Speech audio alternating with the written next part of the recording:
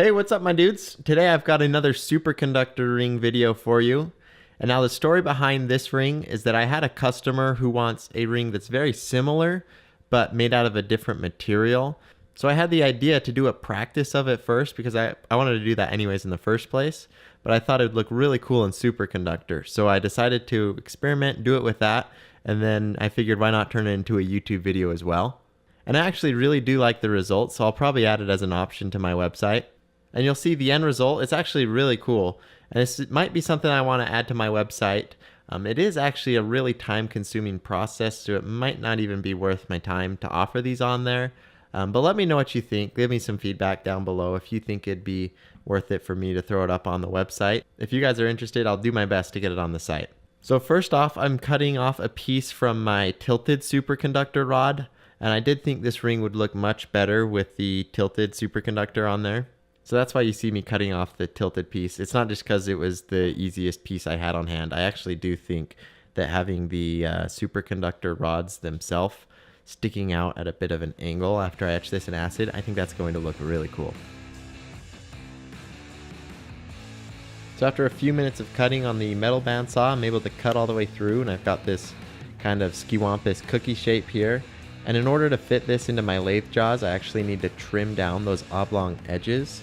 And so I'm just going to manually sand that down on my belt sander. I went through 2 sanding belts just on this step. So I definitely got the 10-pack of sanding belts ready to go just because I'm just going through these like crazy. Now you'll see I stopped before it's perfectly circled. That's okay, I just need it to fit in the lathe jaws. And then once I can get that hole drilled out in the center and then have it mounted onto the ring mandrel, then I can true it all up and make sure everything's smooth and flat and how it should be.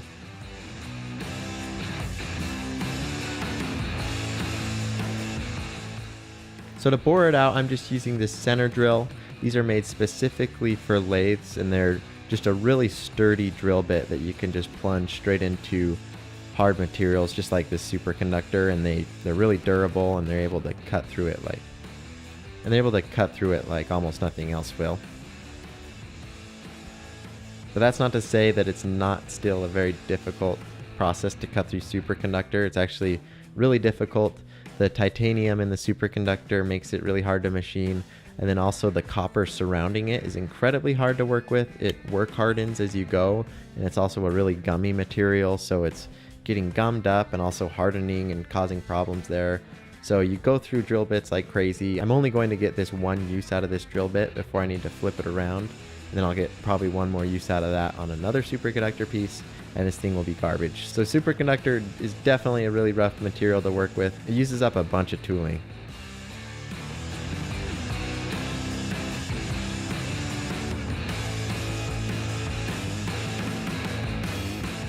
Now that I've got the live center all the way through, I'm going to switch to a boring bar, and then I'm using the tungsten carbide bit on that.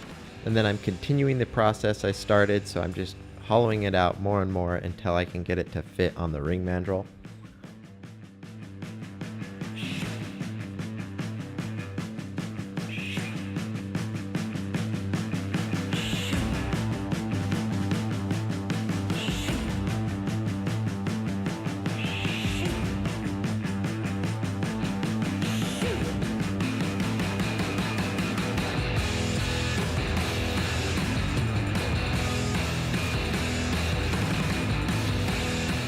Now that I've got that hollowed out, I'm putting my expanding ring mandrel on the lathe jaws. And by the way, I get a lot of questions in the comments of where to buy these. You just go to bangleguy.com. He's got them on there. They're a really handy tool to have around the shop. And if you don't want to buy one from him, if you're tight on cash or something, you can easily make one yourself.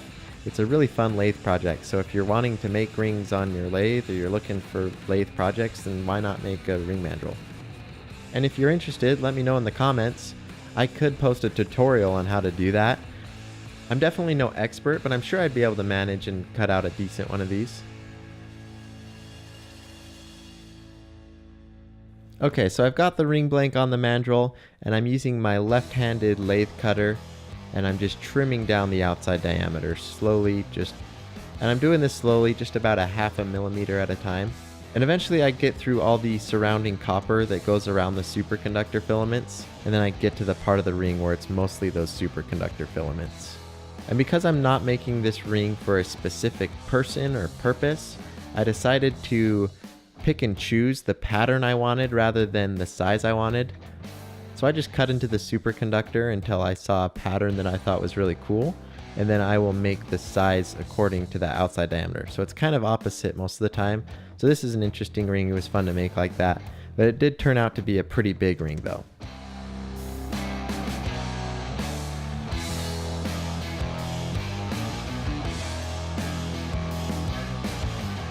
Alright, now I've got the ring blank back in the lathe jaws, and I need to widen the inner diameter of it so it's not such a fat ring.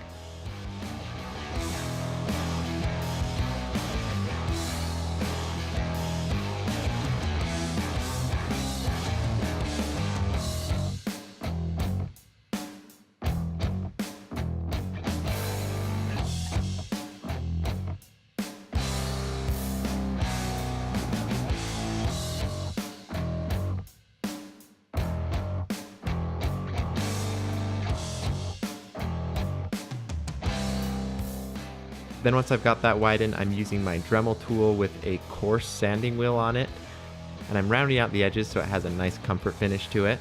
And then you'll also notice that that lathe bit, if you're not really careful, and I wasn't super careful on this one, it can leave a really kind of gross smeared finish to the superconductor. So I'm also using the sander to grind that away and get a really nice clean surface finish on there. And then of course at the end I switched to a finer Dremel sanding wheel, and then I use that to clean up the inside and give it a smoother finish.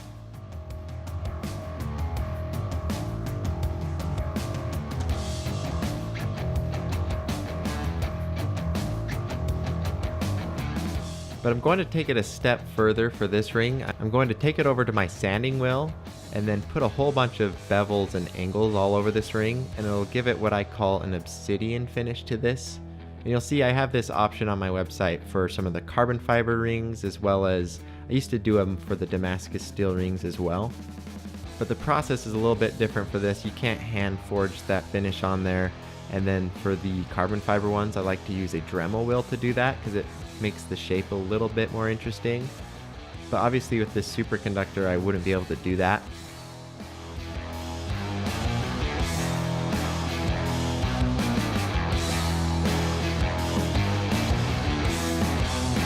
So you can see the process I'm using. It's fairly simple, but it's just very time consuming. I've got the sanding table set up, and it lets me do a bunch of different angles on the ring.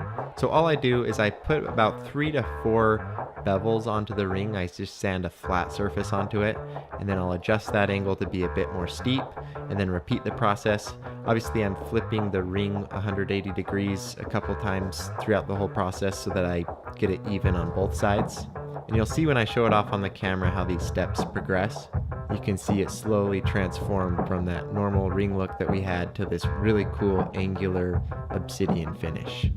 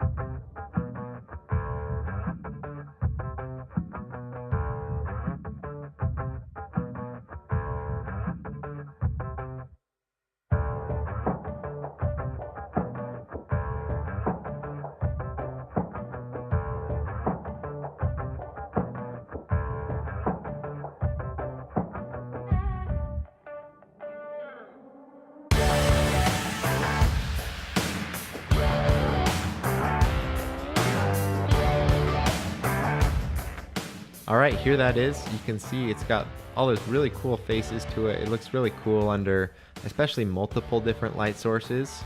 It's got a bunch of different reflections that show off all those faceted edges, so I think it looks really cool. And this is a ring that I think will look really cool with a deep etch. So I'm etching it over the span of about 12 hours. So off camera, I just had it in here all day. I was just flipping it over every 30 minutes to an hour every time I'd think of it. And that was to make sure I got an even, consistent etch to it. And then once that was done, I pull it out and you'll see just how cool this thing turns out. We still have one more step to do, but this thing's looking great. So now I'm going to throw it into the rock tumbler.